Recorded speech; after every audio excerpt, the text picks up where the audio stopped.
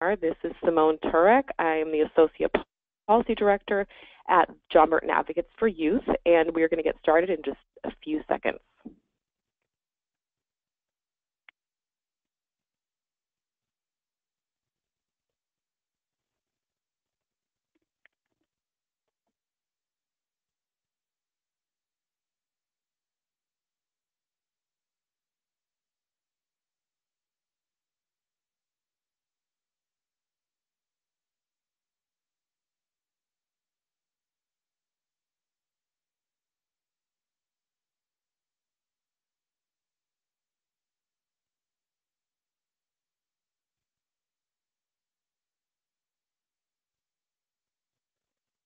All right, welcome to today's web seminar. So again, this is Simone Turek. I'm the Associate Policy Director at John Burton Advocates for Youth. You'll see on the screen here, today we're going to talk about matriculation. Before we get into that content, we always go over a few tips with this technology, this wonderful technology that brings us all web seminars. The information to participate is on the screen. You'll see a phone number to dial in. If you're listening through your speakers, we always recommend switching to your telephone if you start to have any trouble with the audio. Once this slide disappears, this information is also on your dashboard on the right-hand side of your screen. We are going to actually do things a little different today. We're going to do 2 Q&A sessions. So we're going to do one about midway through and then one at the end. So if you have questions during the presentation, make sure to submit them because we will get to them kind of sooner than usual this time. And then lastly, we always post our presentation materials for these webinars on the THP Plus site, but they're now going to also be posted on the California College Pathways website. And we also now have made sure to start posting all of John Burton Advocates for Youth webinars also on the John Burton Advocates for Youth website. So, I mean, we are covered. We have 3 websites that you can go to get these slides and the recording of the web seminar. And so now before we get started and before I introduce our panelists, I'm going to ask our Executive Director, Amy Lemley, she has an important policy update to give us all, so I'm going to just pass it over to her for a few minutes. Thank you very much, Simone. Just wanted to take a moment before we kick off the web seminar to really ask for your support for Senate Bill 12. Hopefully you've had opportunity to read about this legislation in our newsletter or through other avenues. We're very excited about it, and we really hope that we can partner with you to make it a success. In a nutshell, the legislation's goal is to increase the rate of the Pell Grant. Currently in California, just half of young people receive the Pell Grant. I'm not going to go into a lot of detail or really any detail from here, but really are hoping that you'll join us for a web seminar next Tuesday, Valentine's Day, where we're going to go into the legislation in a lot of detail. We will have survey findings of a survey of students who received the Pell, along with a survey of young people who did not receive the Pell, sharing their point of view on the difference that Pell receipt makes. We'll also have a survey from young people who participated in the KFES program, which is a Guardian Scholars-like program that's publicly funded at 26 community college campuses. So we're very excited about the potential for this legislation to really open the door of post-secondary education for current and former foster youth. And just to clarify, that definitely includes all of the different career and technical education training programs that are in place in our 113 community colleges. So again, the web seminar will be next Tuesday. We'll have a lot of additional information at that time. And so I'll hand it back over to Simone. Thank you, Amy. Amy had to rush here for a previous meeting, so a little out of breath. She just made it just in the nick of time. So thank you so much, Amy, for doing that. And our upcoming web seminars are here on this screen. The one that Amy referenced on SB 12 is our next web seminar on the 14th on Valentine's Day. So if you're looking for something really exciting to do on Valentine's Day, join us for this web seminar from 10 to 12 or 10 to 11. These are all from 10 to 11. It doesn't, I realize, say the time, but that's pretty much when our web seminars happen, 10 a.m. to 11 a.m. And then I won't go into detail about these other web seminars, but we have a lot going on in the month of February and March, and The next post-secondary education training series webinar is actually is in March on the 9th. As you can see, all of these web seminars are posted, all of these upcoming, on the John Burton Advocates for Youth website. And if you want to receive our weekly newsletter, which lists when we have upcoming web seminars and a larger kind of description of them, you can sign up for our mailing list there. So, excuse me. So, this is our 4th web seminar in a series of 7 focused on post-secondary education. And these webinars, they're monthly. They're held the 2nd Thursday of the month, again from 10 to 11. And if you're registered for today's webinar, you're registered for all of these, and they run through the month of May, so no need to re-register for those. But the other webinars, the SB12 webinar and the other ones on the screen, those have separate registrations. So you will want to visit our website if you want to get on those as well. So as I mentioned, today's web seminar will focus on the matriculation process that's required of students. And we have some really great presenters to kind of really break down this process for you and help us understand how to best assist youth through it. But before I introduce today's presenters, or before we introduce all the presenters, I want to introduce, we have a staff who is new to John Burton Advocates for Youth, Jessica Petras, and she's actually located in Los Angeles. And she's going to kind of present and moderate a portion of today's web seminar. So thanks, Jessica, for joining us, and I will let you then introduce our other 2 wonderful presenters. Thank you so much, Simone. So we're very excited. We have 2 excellent guest speakers with us today. We have Ken Sori, the Executive Vice President with Educational Results Partnership, who's going to really walk us through the assessment process, provide information about some of the best practices out there, and give tangible steps and advice for our foster youth on how they can best navigate this process and successfully go through it. And then after Ken speaks, we have Dr. Katie Hearn, who is both an English professor at a local college and also the co-founder of the California Acceleration Project.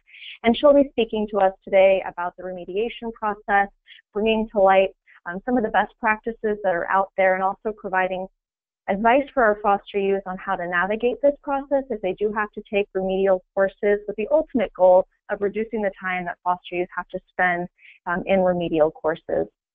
So to start off, I'm going to be speaking about the matriculation process, particularly into community colleges. For many students, this can be a very difficult and confusing process, particularly for first-time students, and particularly for foster youth who may lack the support to navigate this process. So as I give you an overview about how a student will enroll into the community college system, I'm also going to spend some special attention on priority registration, so we make sure that foster youth are aware of this benefit and can receive this benefit. Next slide. So what is priority registration and who is eligible? Basically, priority registration allows the student to register early so they can ideally get into the courses they need before they fill up. I think sometimes foster youth might have a misconception that this means that they can get into a class after it's already full. That's not the case. It just simply means that they can register a little bit earlier than their peers. We're very excited that the eligibility requirement for priority registration has recently been expanded for community colleges and CSUs with SB 906. And so this just went into effect this year as of January 1st. And previously, foster youth would be eligible for priority registration if they had been in foster care on or after their 18th birthday and if they were under the age of 24. This has now been expanded to include more foster youth for those who are in foster care on or after their 16th birthday and are under the age of 26. I think it's important to note, though, that since this just recently went into effect as of January 1st, not all foster youth students may be aware of this expanded eligibility requirement, and even some of the staff at some of the schools may not be aware as well. So if a foster youth is going to their campus, they might have to advocate for themselves as well. Next slide. The good news is there's also other groups that are eligible for priority registration as well. So you might be working with a foster youth, maybe they don't fit into that criteria for priority registration, but they might fit into one of these other eligible groups. So also with the passage of SB 906 this year, homeless youth have also been identified as another eligible group. And this is great news, and it will be in effect until January 1st of 2020. This is considered, homeless youth as someone that's a student under the age of 25, and they've been verified at any time during the 24 months immediately preceding their application for admission that they're homeless. And for this, they use the federal definition through the McKinney-Vento Homeless Assistance Act. And there's a few ways that a student can be verified as homeless, maybe through a homeless provider or through a financial aid faculty at the college. Again, it's important to note that the addition of homeless youth is new, so not all the colleges may have a system in place yet to be aware of that as well. Other groups that are also eligible that maybe students you're working with might fall into are students who are participants in the extended opportunity programs and services, which many foster youth are. And this is for students who are disadvantaged by social, economic, and/or educational circumstances. This could also include students who are in the disabled students programs and services, students in CalWorks, which is for low-income families, or students who are active duty military and recent veterans. Next slide, please. So there's actually 3 steps that a foster youth would have to complete to qualify for priority registration at California community colleges. Those steps are they have to participate in an orientation, they have to complete the assessment process, and 3, they have to develop an education plan. Now, it's important to note with the orientation process, that can vary school by school in terms of what that looks like and when it's offered. There's some schools that require an in-person orientation. There are some schools that do online orientation. Some schools also offer summer bridge programs, which if a school does provide that, I highly recommend it for students. It gives them a really in-depth overview about what to expect in college, how to be successful in college. Sometimes they even help students prepare for the assessment process so they can more successfully proceed through that. So it's also good to see if there's a summer bridge program. And in addition to the orientation process looking a little different at each campus, these dates can vary school by school as well. Now, in terms of step number 2, which is to complete the assessment process, I'm not going to go in depth into this here. As I mentioned, Katie and Ken are really going to give you all the information you need to know about navigating the assessment process. I do think, though, it is important to notice that the assessment process as well varies school by school. So when you're working with a youth, you want to help them be able to research what that process looks like at their college, and also the available support for the assessment process can vary school by school as well. Some might provide workshops, some might simply provide a booklet for them to do a practice test if there's an assessment test. So it's good for them to look into those options, also see what other nearby colleges might be offering too. If that's an option, sometimes they can, for example, go to a nearby school that has a great workshop if they want to participate. And lastly, the 3rd step is they need to develop an education plan. Now, of course, they can meet with a general counselor for this education plan, but whenever possible, if you do have a student that's in the EOP&S program, we highly recommend that they meet with that EOP&S counselor to create this education plan. This counselor will most likely be able to spend more time with the student, provide more support, and be more attuned to their needs as they're helping them through this. So once they complete these 3 steps, they're eligible for priority registration. And you'll see on here I have a website, stepforward.ccco.edu. That gives an overview of the steps that have to be completed for priority registration. Just another good tool and website to keep in mind as well. Next slide. So when is priority registration? Again, as with the other steps as well, this can vary school by school. For some schools, you'll see that priority registration is simply a week before. There's other schools that it's a month before. And some schools have firm deadlines around this. They might say, well, you missed the priority registration date, so you need to wait for the regular date. Other schools might be a little more flexible with this and say, oh, it's okay if you miss the date, you can still register if it's before the regular registration date. So, I think in general, as you're helping a student navigate this process, the biggest tip I can say is start the process early. There's a lot of steps along the way, and you want to make sure that the youth has all the time they need to go through these steps, complete them successfully, and have time to research and be aware of all the different deadlines as well. I think it can be difficult to find some of this information online. I know for myself, I was looking at priority registration dates on some of the campus websites and I couldn't find it. So you might want to recommend to the youth too, because I know they often prefer to find this information on a website, but they may need to, in fact, call and go in person.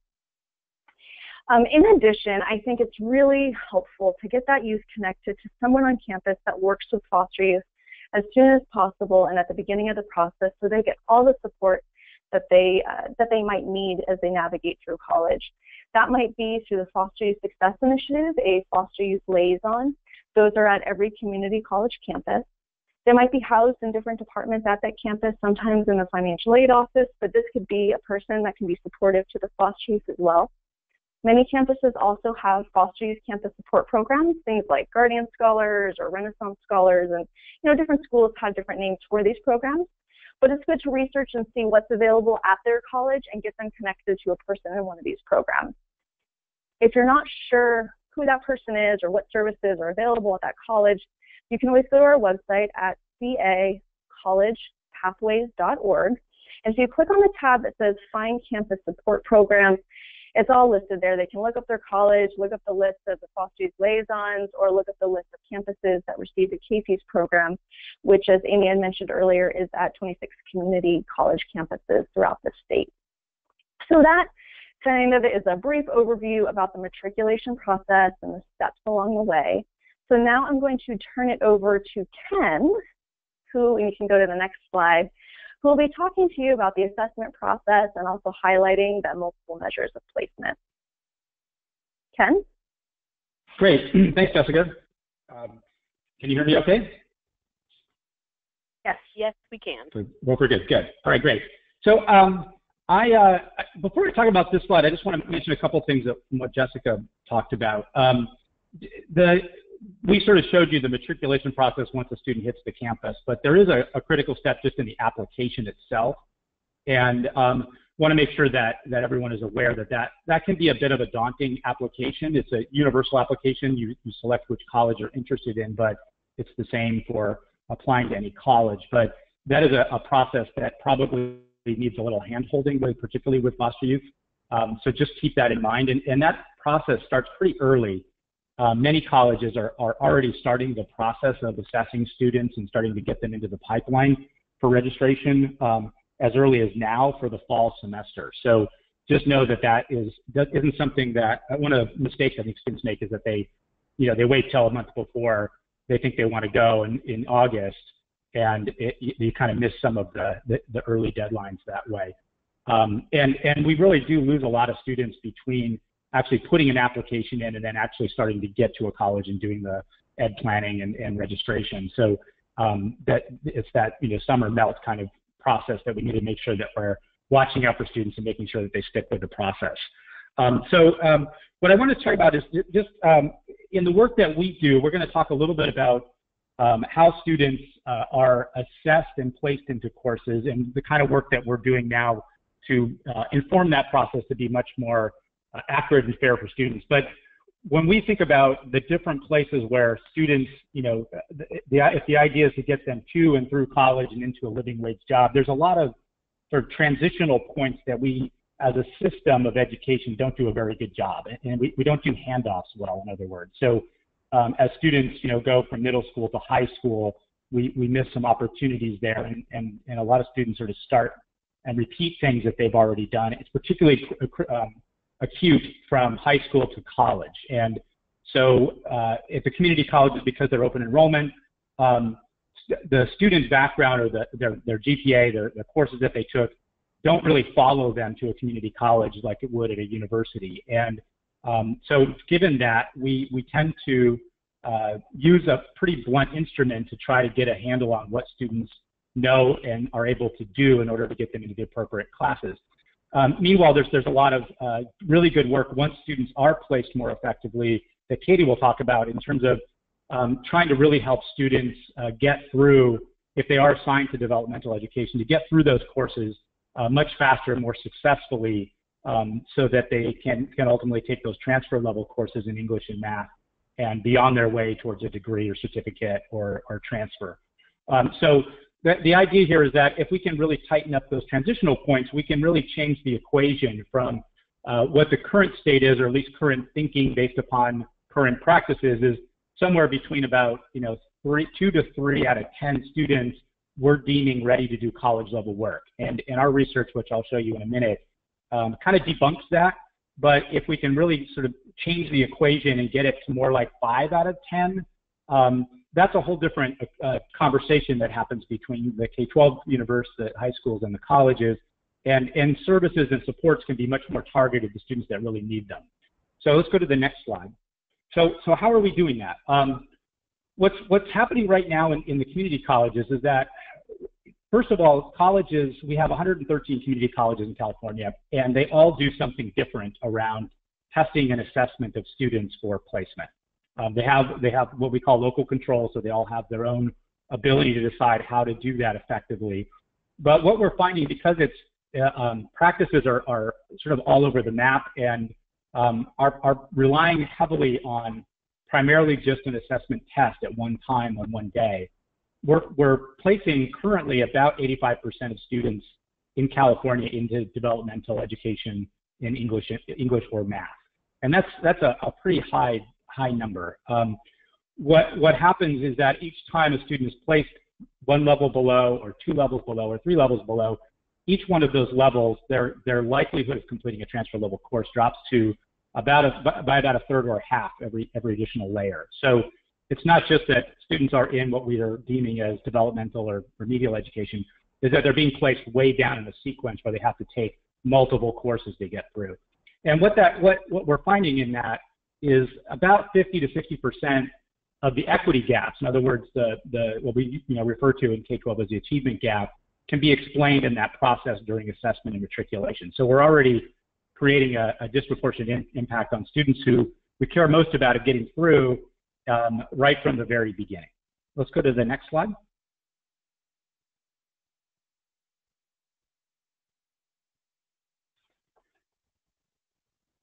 Oh, looks like my slide got a little convoluted here. So nationally, there's been a lot of research, and then we've done a lot of work here with partners in California to look at what does the tests that are in current use tell us about whether students will be successful in college. And what we're finding both in California and across the country is that the reality is that the placement tests that we use, such as AccuPlacer or Compass, you'll hear about those tests, is that they really have very little relationship with how students will do in a college level course. In other words, predicting whether they would get a C or better at a particular level of a course. That's troubling because it's an efficient way to test students, but it's a way that we're finding increasingly pretty severely underplace a large number of students into the developmental sequence who otherwise would be successful at a college level or transfer level course. And there's incredible variability across colleges, particularly in California, around where they set the cut score. In other words, where students make it to a transfer level course or not. What we're finding is that our community colleges, believe it or not, are actually setting a higher cut score than the CSUs or UC systems for placement. And it's just happened over time. We've it's a battle between trying to make sure that the students are prepared, and we want to keep high standards. And we've over time been ratcheting up these cut scores to a point where they're really underplacing students. And particularly this affects students of color, low-income students, foster youth, first-generation students, even more so than their counterparts in the colleges. One thing I will mention, and we're not going to talk a lot about today, but in California there is an effort to really improve the assessment tools that we use, and you'll start to hear more about a common assessment that colleges are going to be increasingly using. We have hope that that'll give us better information, but we know that even if the test is better, that we need more information about student capacity to be able to really tell what they can and can't do and where they should be placed. So let's go to the next slide.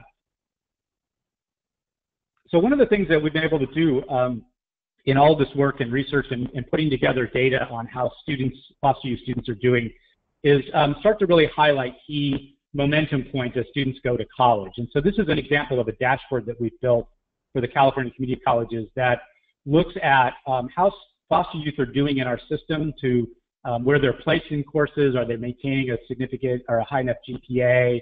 Are they getting awards and degrees? And so it's a really rich tool for those that are advocating for foster youth on college campuses. This is just an example of one where you can see that as we compare foster youth to non-foster youth in those squares that are in a pink color, is that with the students who attempt a math course at the community colleges, now keep in mind that about 30% of the students, after they get their placement scores, never actually attempt an English or math course. So there's a large number of students who we don't even pick up in these data because we don't know what happened to them.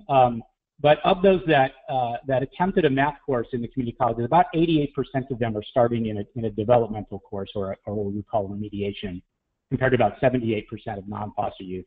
And in English or English as a second language courses, about 73% are going into those the developmental courses compared to about 62%.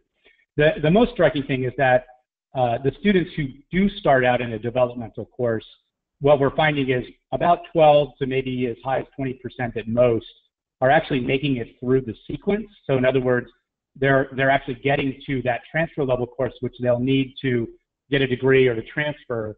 After 2 years, only about 12% of them are actually completing. So what that's telling us, and from all the research that we've done, is that as much as well-meaning as those developmental courses are, they're really not delivering on what we would hope they would do at a level that they're designed to do, which is getting students through and being able to complete those courses. So we need to do a better job about placing them in the first place. Let's go to the next slide. So what we've been able to do now, because we have a huge data set that's able to match high school transcripts with community college data. This is really the first time this has ever been able to be done at scale. We are able to then look at what are the background or the academic factors in high school that might better predict how students would do in college courses, irrespective of the test. And so we look at things like high school GPA, the last math course they took, what grade they got, and this data is something that the colleges are increasingly looking at because they know that the more information you have about students, the better. And many colleges in California, we have about 65 now that are looking at these high school transcripts to figure out, do they add more information and are more accurately helping us place students as opposed to relying on a single test. So what we're finding is that this really significantly reduces the underplacement of students and getting more students into the college level courses.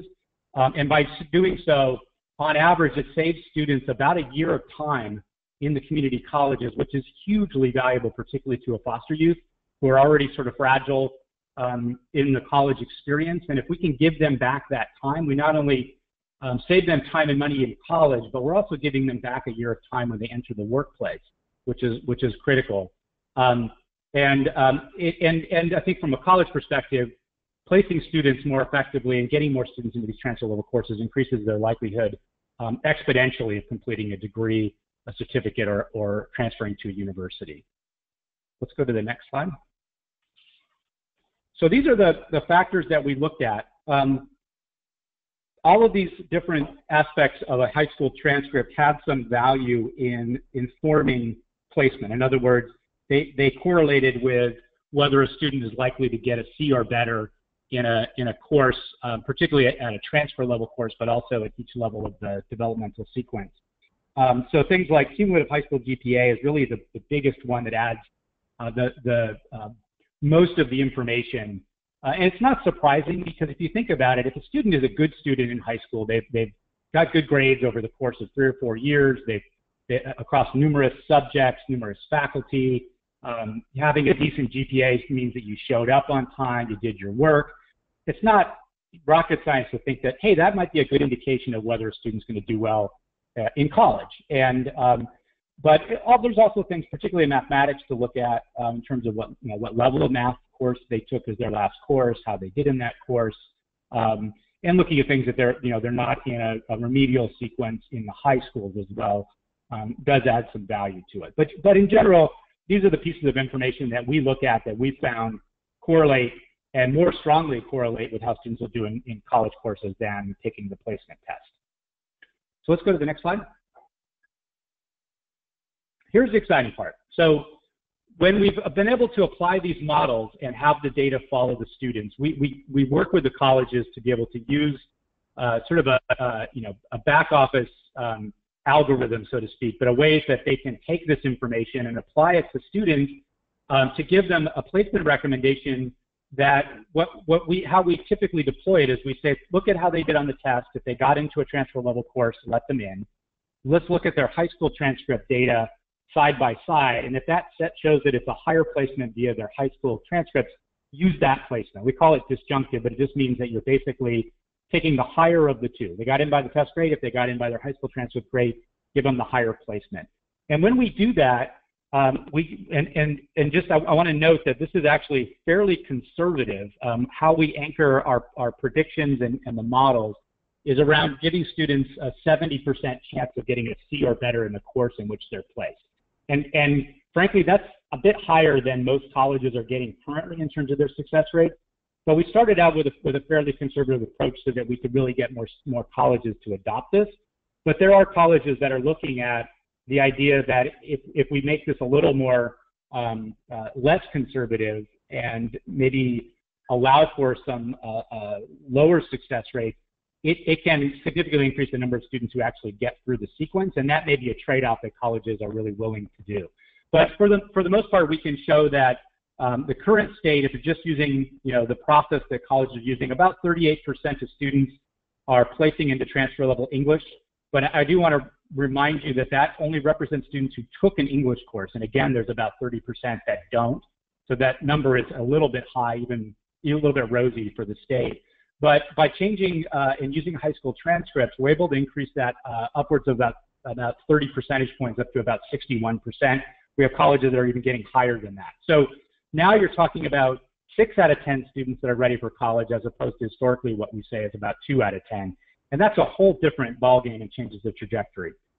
In math, we're going from about 31% to 42%, and that is a little lower primarily because we do factor in, or our models factor in, the level of math that students take. But again, that's pretty conservative, and we think we could get that even higher if we work with colleges to be more flexible on how they set the criteria. One thing I will emphasize on this chart, we're terribly excited about this for one particular reason. If you represent this across the colleges in California, all 113 colleges, each one of those percentage point increase is about 4,000 students. So that's a huge number of students. If you put it in perspective for English, if you took those students who now are allowed into transfer level courses that otherwise wouldn't have, it's the equivalent of filling Dodger Stadium every year with students. And that just could have huge impacts for how our students do in our colleges. So let's go to the next slide. I just want to give you a little bit of some of the colleges who have been doing this already, just to show you what's happening. One of the biggest concerns that faculty have when we talk about this work is that, well, aren't you really just flooding my classes with students who are underprepared, and our success rate's going to go down? And what we're finding is that's just not the case. So you can see this is an example from Las Positas College in the Bay Area in English, and you can see that in 2015 they were placing about 35% of their students into transfer level English, and by using multiple measures of placement, they increased that to 78%. That's a huge jump, and many more students who are going to be much more likely to get through and complete a degree and reach their goals. And what they found is that when you break it out, the far two bars, compared to previous years, and even if you clump everybody together, the multiple measure students are doing as well, if not better, than the students who were placed via the tests or in previous placements. So that's exciting news, because we doubled the number of students, and they did just as well, if not better, than the students who were traditionally placed there. Let's go to the next slide. So the other thing that happens in this process is that it has huge equity implications. You remember I said that our placement practices in their current form really affect students of color, low-income students, foster youth, more dramatically than their counterparts.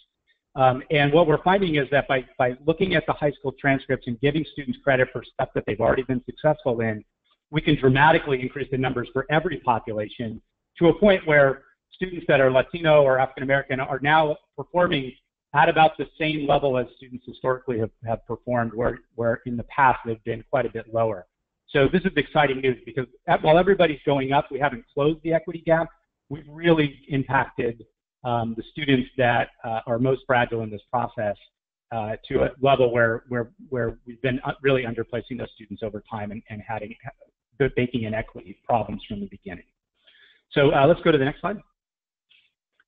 This is another college, Miracosta, and you can see that their success rates, they show you pre-reform and post-reform. That just simply means that they applied multiple measures. That's the blue bar compared to the red bar. And then these two sets of bars represent the spring semester 2016 and then the fall semester. So they've had 2 semesters of doing this.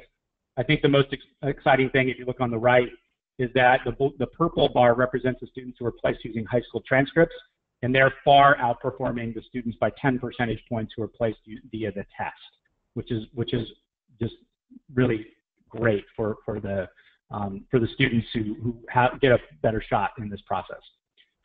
Let's go to the next slide. Kenyatta College is another college in the Bay Area. They started with a fairly small pilot, but they're now expanding it pretty dramatically. And again, you can see that their model pretty much mirrored what we predicted with our statewide model, where they did increase the number of students placed into math by 53 students. So nothing to sneeze at. And then in English, they doubled the number of students that were placed into transfer level English, with really no change in success rates. The students who were placed via high school transcripts slightly higher in math and a little bit lower in English, but not huge jumps where with way more students getting in there, that's a really exciting thing to see at 75% success rate. Next. So that's just a sort of an example of colleges that are doing this, that are really having some success. And again, I mentioned that there's about 65 colleges that about half of those are already doing this, and half of them are planning to do it by the fall. But not all colleges have made this change. And so most are still primarily using the test, even though by law they're required to use some form of multiple measure. So it's really important for our foster year students to understand that you're probably in this process still going to have to take the test, regardless of how innovative your college is around placement. And so these tests are really they're really high stakes, and they really set the tone for whether or not you're likely to be successful on how you do on them. So it is important to encourage foster youth to take the test seriously, to know that it's coming, to prepare, to get a good night's sleep, all of those things that are really critical, and that they know that, to not put too much pressure on them, but to know that it's important, that they take it seriously. It's also important to look, really research to see whether there are some pre-screening or test prep options at the colleges that they're interested in. And there are plenty of other resources as well that you can explore in terms of college websites often have sample tests. You can look at things like Khan Academy. It was mentioned before about the idea of summer bridge programs are really excellent, and even some colleges have, if they're still relying primarily on the test, they still have opportunities for things like boot camps where students can take the test and then take sort of a crash course to bring up their skills and retake the test as well. So those are all things to really look for, to see what kind of opportunities are there, and encourage our students to take advantage of them. So let's go to the next slide. I think we're actually at Q&A. Oh, you know what? I think, Ken, we are going to, I want to jump to Q&A. We've gotten a few questions. They're generally asking the same thing, which just tells me there's one very important question for you. So I'm going to ask it, and I think I'm looking here, it might be partially described on your slide. So I'm going to ask it now, and you can maybe kind of address it in combination with this slide. So you said 65% are now using both GPA and assessment tests. How do we find out which colleges are doing this? And if they're not, can the youth advocate for themselves to consider the GPA when determining which English or math class they have to take? So the questions are all kind of asking about how do we know which are the colleges that are doing these great things that you're talking about that make it more likely for them to reach their educational goals? Yeah, there isn't sort of a published list at this point. I think what the best thing is to figure out which local colleges the student might be interested in, and then explore on their websites as to what they're doing in terms of the assessment process. You could probably talk to the counselors at the college to find out if that's something that they're using. I would recommend, though, too, that colleges all do this a little differently, and some of them adopt our model right off the bat. Others sort of tweak it and change it a little bit locally. Some of them kind of do it by hand with a counselor. So one of the things that I would really recommend to be proactive, where the students really aren't going to be able to advocate if this college isn't using multiple measures right now. They're not going to have a lot of agency to be able to advocate for a college to do it. It's really a college-wide decision that takes a long process. However, at least arming them with their transcripts and having that in a folder that they can go to meet with a counselor. Oftentimes those things are still considered, and it's just good to arm them with as much information as possible about what kind of student they were, what the GPA was. So I would highly recommend that to try to make sure that you pre-arm them with as much information as possible about their high school background, because it may be taken into consideration either formally or informally at a college. Okay, thanks, Ken. So I think I think if you want to just finish this slide, I thought that we were at Q&A, but I'm looking. It looks like the slide has to do, I guess, not really so much with the question you answered, but more just about that many schools are considering high school transcripts. So if you want to finish that up, and then we can move on. We'll move on to our next section. Yeah, I think I covered this slide pretty well already, so I think we're good for questions. All right, great.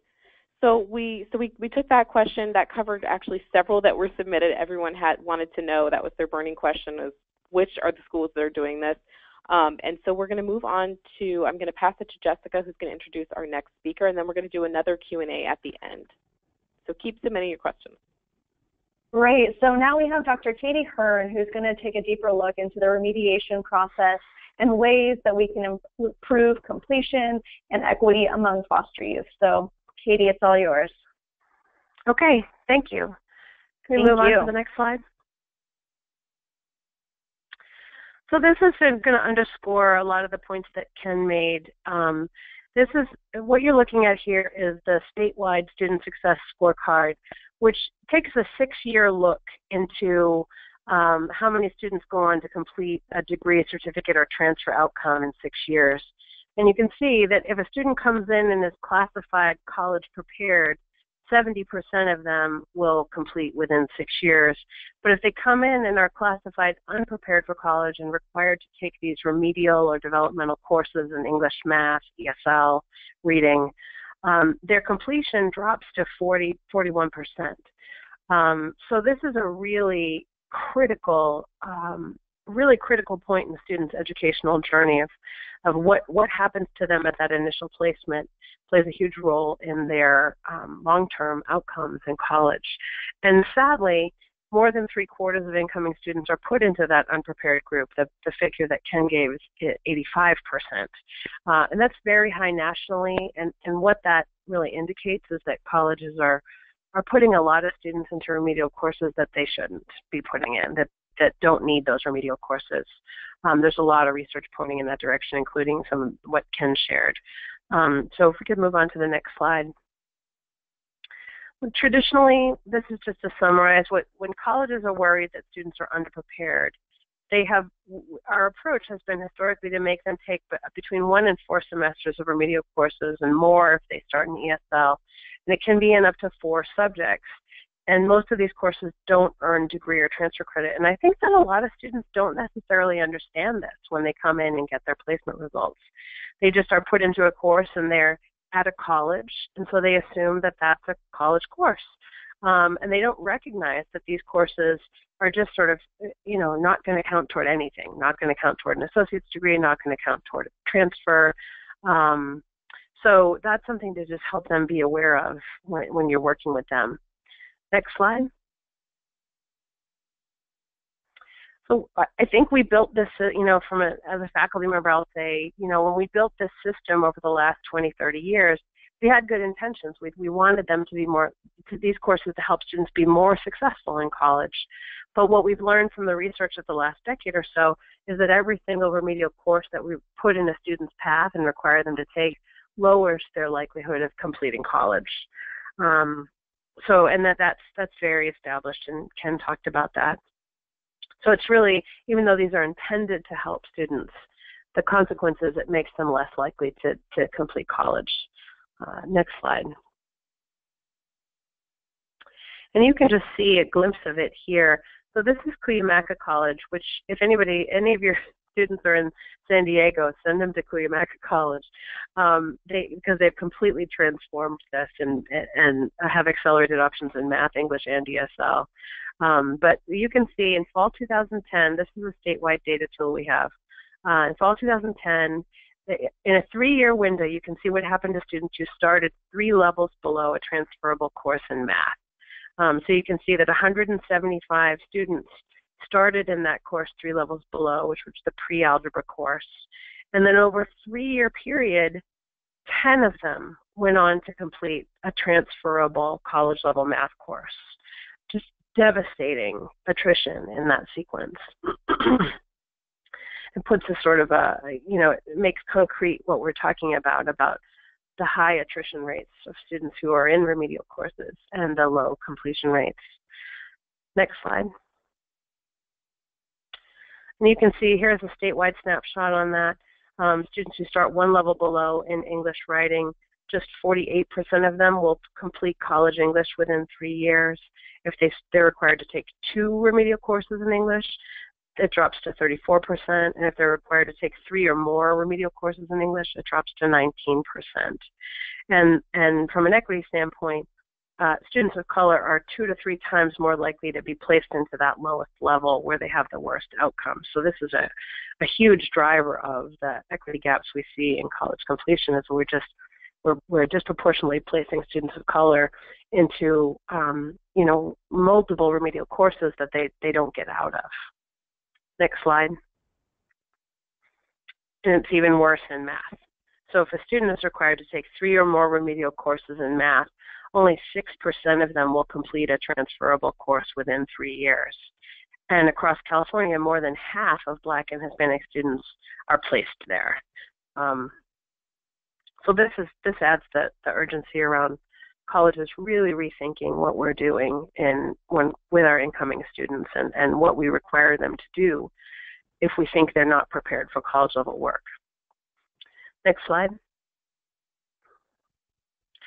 So just to sort of high level summarize the research, that students are much more likely to complete college level transferable courses in English and math if they begin directly in those transferable courses. If they don't have even a single layer of remedial courses in front of them, they're much more likely to complete across the state and nationally. And there's sort of 2 ways you can begin in a transferable college level course. You can just take the regular one. You can qualify for just a regular 3-unit or 4-unit college English or college statistics or college algebra. Or a growing trend at some colleges is to offer transfer level courses that have extra co-requisite support. So instead of taking a 3-unit college English, you're taking a 5-unit college English class with the same instructor that just provides more time and more support and guidance to help the students reach the outcomes. Those are really powerful models for students that really increase completion. And there's about 20 colleges in the state that are either offering those or in the process of developing them for next year. So try to, and I don't have a list for you that's a really good list where I could say these colleges are not, but it's a growing trend in the state, and over the next couple of years we'll see more of these. If those are not available to your students, then the next best option would be to begin in an accelerated course that's 1 level below transferable English and math. Those courses typically are integrated reading and writing courses, so your student could just take 1 remedial course instead of 2 separate courses in reading and writing. There are also, at about 35 colleges in the state, pre-statistics courses for students who aren't going to pursuing math-intensive fields, so they're not going into business or a science, technology, engineering, math field. So that's, if that would be a good alternative to sort of just repeating that traditional algebra content that they already went through in their K-12. Next slide. So here's the bottom line advice for students is that they should avoid taking multiple remedial classes if at all possible. And so I think because there isn't a good central resource that just sort of lays out which colleges are doing multiple measures and which colleges have co-requisite options or accelerated options, I would say they just need to work with the designated foster youth coordinator to investigate these options for alternative placement and alternative remediation. So some of these Ken went over. How can they prepare for the test? Can they be placed based on transcript information? One thing Ken didn't mention is every college has a prerequisite challenge process we're required to by law. At my college, they could submit like 3 samples of writing, and it'll be reviewed by English teachers. And that's another way to start at a higher level of English and math sequences, so investigating those options. Next slide.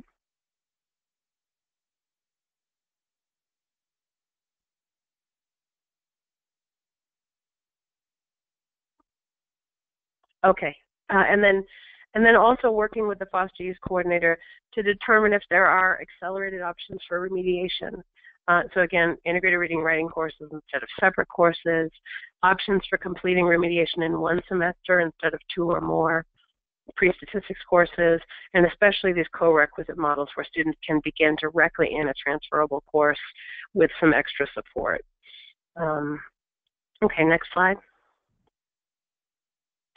And this is really important when you're working with students, is that the word accelerate tends to scare students, and especially in math, students often come in with very little confidence about their skills, and an impulse that they tend to have is to say, I need to start at the beginning. Oh, I'm not very good at math. I'm not very good at English. I need to start at the beginning.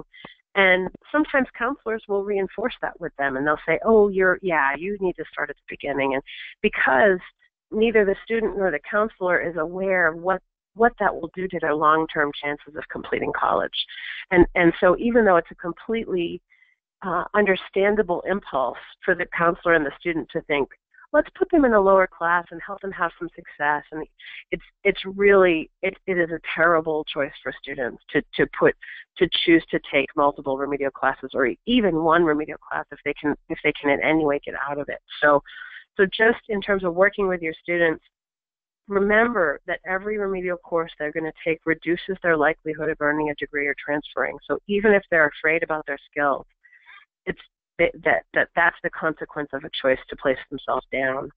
And even if they don't think they're good at math or English, they'll be much better off if they can start in a transfer level class or at best a 1 level below accelerated class.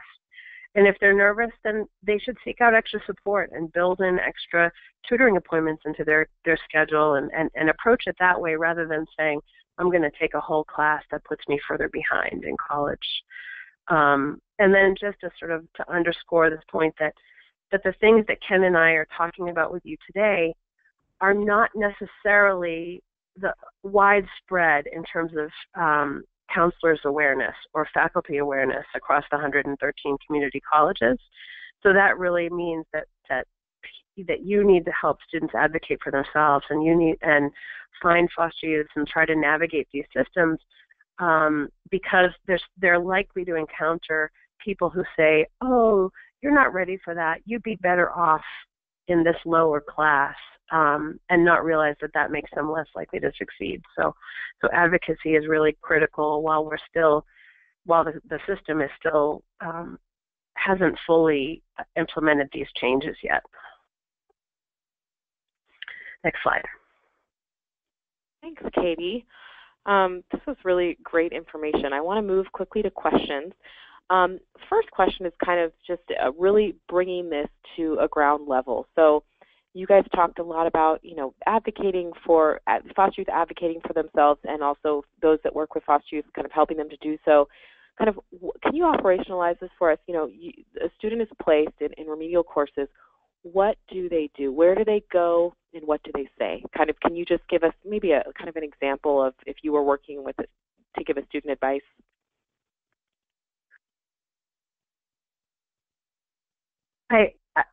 I think it's going to vary on each campus, which is why it's hard to do that. So my best advice is the ones I gave in the slide of who find their foster youth point person or get themselves linked up with a counselor, and then bring all these options to the table, so that they come in with the information and to say, I really want to start higher in the sequence. I understand that will make me much more likely to complete college. What are my options? Can I retake the test? Can I do a prerequisite challenge? Can you look at my transcript and authorize me as a waiver and authorize me to move up in the sequence? I think it's going to be, they're going to need to try to find a local person, a local counselor that they can, who understands what options are available on campus and can help them navigate them.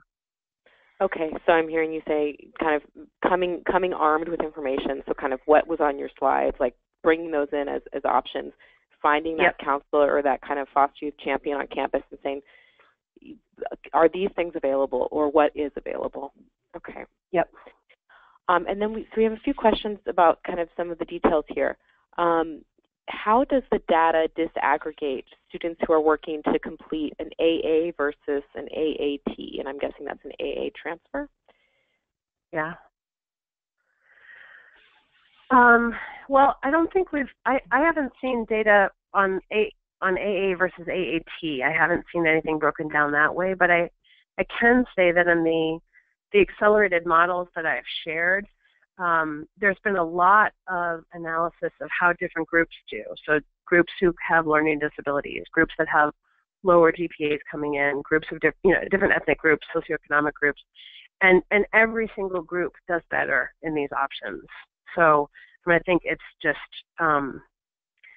it's a function of when we shorten the structure that they have to get through, especially for a group that like foster youth that have so many forces that are pulling them away from school with poverty and uncertain housing and all of that, that we can't stretch out their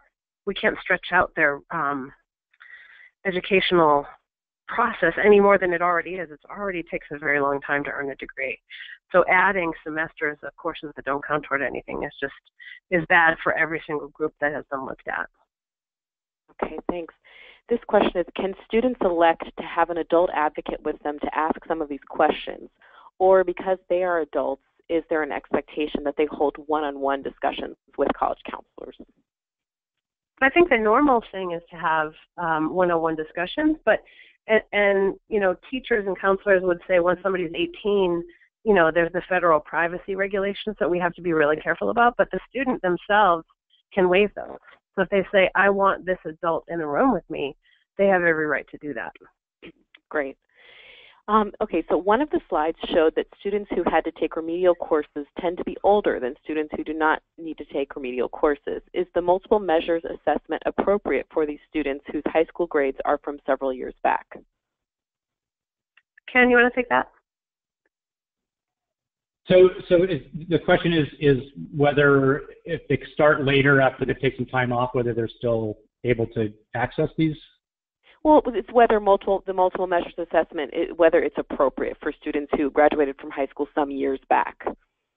Oh yeah, absolutely. Yeah. In fact, what we're finding is that the predicted utility of high school GPA and courses outperforms the test out to about anywhere from 7 to 10 years. And so it still has more value to place students than just using one placement test out many, many years. In fact, we even found a little bit of a bump in mathematics where a 6-year delay or more actually helps students be more successful in a way. It's sort of a way to explain the data. But and it just might be that students are coming back that are more serious about going to school, et cetera. So that it's not really about, you lose all the content. We're really trying to predict what student capacity is for them to be successful, and it doesn't necessarily mean that they forget everything in 2 years. So it's absolutely appropriate out many, many years. Okay, thanks. And then our last question is, are there any opportunities online or other opportunities for students to get placements or take courses at institutions with less severe placement policies and then transfer that credit or that placement to their local institution? Oh, it's such a good question. I am not sure about that. I think that Mount San Jacinto College has an accelerated English course that I believe they are offering online, but I'm not sure if it's 100% online. I'm not aware of courses of colleges that are doing accelerated options 100% online, although I wish I were, so that would be an option for people who are stuck at a place that's not doing it. And what about, and I think it was kind of a two-part question, is are there any opportunities online, or is there any opportunities for students to take courses at like a different institution that has less severe placement policies? Oh, yes, definitely. So I have sometimes I have a student that's kind of trapped at my own college's policies are a little more restrictive, and I'll say, can you get to Berkeley City College and get in their pre-stats class, or Cuyamaca College has Cuyamaca College in math has 100% of students can qualify directly for college level statistics with extra support. And if you want to be in a business or STEM field, the lowest placement you could have is 1 semester of remediation with extra support. So anybody who's anywhere near the San Diego area should go there. Like, just straight up. Okay. Yeah, so it's sort of about trying to figure out, but you can take a course someplace and then transfer it over, is my understanding, and savvy students do that. All right. Yeah, the only caveat is that oftentimes you have to reassess with their placement tests again. So just know that may be a step you have to take if it's particularly around prerequisites and remedial courses. So you also should really look, I think Katie kind of alluded to this, that on any of the college websites for terms like prerequisite challenge and other things in the assessment process that might give options to students to be able to have these kinds of conversations. So just maybe research that a little bit. All right. Well, thank you so much to all of you for your wonderful information. This is really helpful for everyone who works with foster youth to be able to help advocate on their behalf and with them and help them advocate for themselves. So thanks for sharing. And thanks, everyone, for attending today's webinar. We are going to end here. Okay. Thank you. Thank you.